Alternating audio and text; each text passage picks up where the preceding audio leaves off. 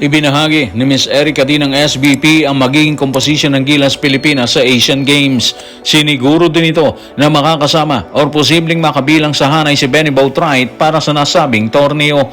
At ang ilan nating mga kababayan, sinabing ipahinga muna si Brownlee sa Gilas sa oras na sumalang na ang grupo ni Coach Team sa Asian Games. Kapalit sina Benny Boatwright at Ange Kwame. Tutukan po natin ang lahat ng yan. Pero bago yan, pakisubscribe, like and share na lang muna para pareho tayong updated. Tuluyan ang isinapubliko ni Ms. Erica D ng SBP ang taktikang posibleng gamitin ni Coach Tim Cone para depensahan ang titulo nito sa Asian Games. Dagdag pa niya, passport at 3 taong residency lang ang kailangan ng ilang players para makabilang sa hanay. Narito ang kanyang kwento. Tutukan natin si Ms. Erica D ng SBP sa report ni Julius Manicad ng Daily Tribune. Nasa Asian Games Technical Handbook na to kasi nakasaad na passport at 3 taong residency lang ang kailangan para makapaglaro.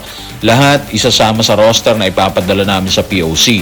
Tingnan natin, ang plano ni Coach Tim, gamitin ang buong Gilas team. So malaking bagay yung plano ni Coach Tim na gamitin ang buong Gilas Pilipinas kasi nga ibig sabihin na itong mga playoffs, hindi na pira-pirasong lineup. Kung hindi, buo at kumpletong core ang ilalaban. Mga pangalan tulad ni Kai Soto, Justin Brownlee at yung mga regular na kasama sa World Cup qualifiers. Kapag nangyari yan mga playoffs, mas lalakas yung chemistry, mas malinaw ang roles, at mas mataas ang chance na makipagsabayan sa mas malalakas na bansa. Dahil hindi na experimental ang sistema, kundi continuity na yung puhunan. Kakayanin sigurado na depensahan na yung titulo natin dito, di ba? Kung susurian ng posibleng kalalabasan, magiging balance yung team. Merong size, merong shooting, merong experience, at merong leadership. Hindi na rin kailangan mag-adjust ng gusto sa bawat torneo kasi nga pare-pareho na yung core na ginagamit eh. Kaya mas mabilis na yung execution at mas cohesive ang galaw sa loob ng court. Ito yung klase ng setup na matagal nang hinahanap ng Gilas para maging consistent contender sa international stage. Pagdating naman sa technical handbook ng Asian Games, malinaw yung guideline na binanggit ni Ms. Erica D, di ba? Basta may passport, pwede na makalaro. 3 taong residency kasama yan. Malaking pagbabago to kumpara sa mas mahigpit na requirements ng ibang torneo, di ba? Kaya mas lumalawak yung option ng national team pagdating sa eligibility ng players. Dito papasok si Benny Boatwright. Kung tuluyang maaprubahan ng proseso at kumpleto na nga yung passport niya, pasok siya sa criteria at pwedeng maisama sa lineup. Kapag nangyari yan, lalo pang lalalim ang rotation ng Gilas at madadagdagan ng scoring at versatility yung kupunan na posibleng magbigay ng mas mataas na ceiling para sa magiging performance nila dito sa Asian Games na gaganapin sa Japan. Sa patuloy na pahayag ni Ms. Erica D, bumulaga ang isang issue na tila may kalituhan sa estado ni Benny Boatwright na ayon sa kanya, posibleng makabilang sa hanay. Tanong, posible ba talaga na makabilang si Benny Boatwright sa hanay ng Gilas base sa rulebook ng Asian Games? Tutukan natin ang mga sinabi ni Ms. Erica D ng SBP sa report ni Ruben Terrado ng Spain. Meron na tayong technical handbook, passport lang yung rule na kailangan may 3 taong paninirahan. Posible pa rin yan. Ayon kay POC President Bambol Tolentino, kinausap ko na siya tungkol dyan, na pwede yung kay Boatwright kasi 2 taon na nakakaraan. Naglaro na siya dito. Parang gray area daw yung 3-year residency eh. Hindi ibig sabihin nito na dapat 3 years na na-issue yung passport. Well, marami talagang nagdududa kung pwede ba si Benny Boatwright dahil sa usapin ng 3-year residency, di ba?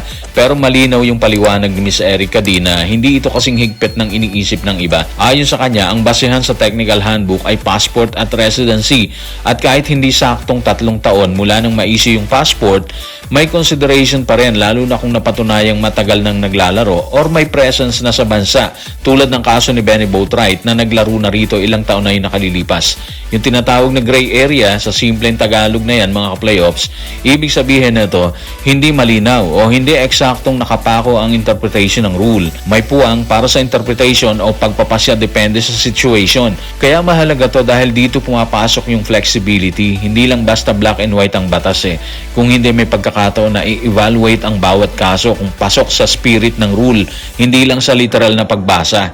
Sa ganitong setup mga playoffs, nagiging posible na i-consider si Boatwright kung maipapakita na natutugunan niya yung intensyon ng requirement kahit hindi saktong pasok sa technical na bilang ng taon sa papel. At dito rin papasok ang papel ng mga opisyal tulad ng POC sa pag-interpret at pag-aproba kung eligible nga ba siya base sa guidelines. Kaya para sa mga nag-aalala, kalma lang muna, hindi naman ito totally bagong issue eh. Noon pa man, may mga pagkakataon na hindi ganap na pinagtutuunan ng pansin ang residency dahil mas simple ang proseso o iba yung interpretation.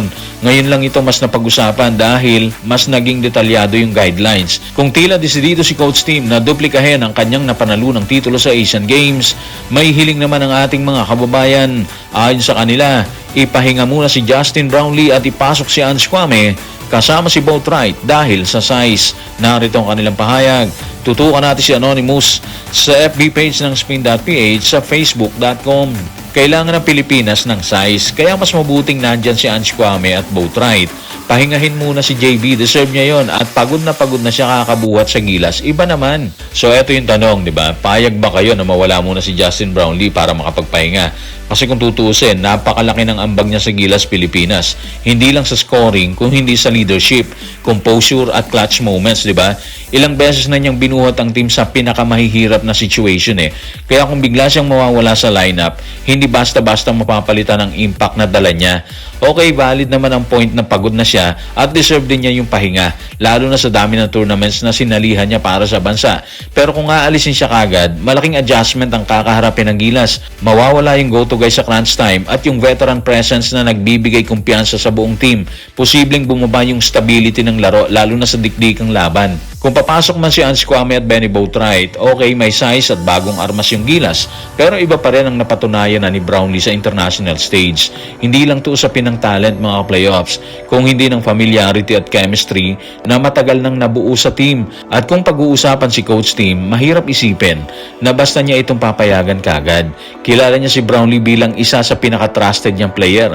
Parang relasyon nila ni Sean Chambers nung time nila sa Alaska, di ba? Kaya kung may mangyaring pahinga man para kay Brownlee, siguradong pinag-isipan nyo ng gusto at hindi dahil lang may bagong option, kundi dahil timing na rin para sa kapakanan ng player at ng team. So guys, maraming salamat.